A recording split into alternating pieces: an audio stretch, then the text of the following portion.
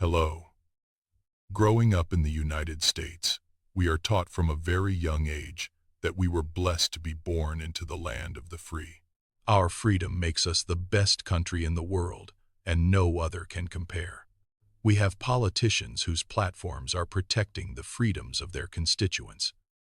We have a constitution. We have the Bill of Rights. But how free are we, really? There are a multitude of activities that require either a permit or license from the government. Conducting these activities without approval from the government can result in both fines and jail time. You need permission from the government to get married. You need permission from the government to build your home. You need permission from the government to rent out your home.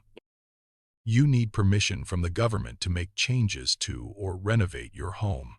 You need permission from the government to build a fence or install a pool at your home. You need permission from the government to drive.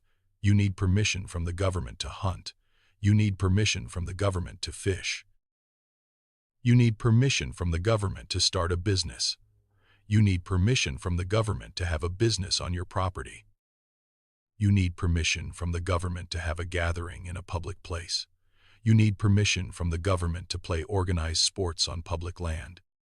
You need permission from the government to broadcast information by radio, television, wire, satellite, or cable. You need permission from the government to prepare food for the homeless and hungry. You need permission from the government to cut hair or work in cosmetology. There are also many other things the government can do that restrict citizens and cause them trouble, up to jail time. Let's take a look at some of them.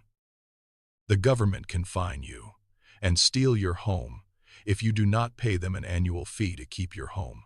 They can do the same with your vehicles. The government can fine and arrest you for not giving them a third of your salary every year.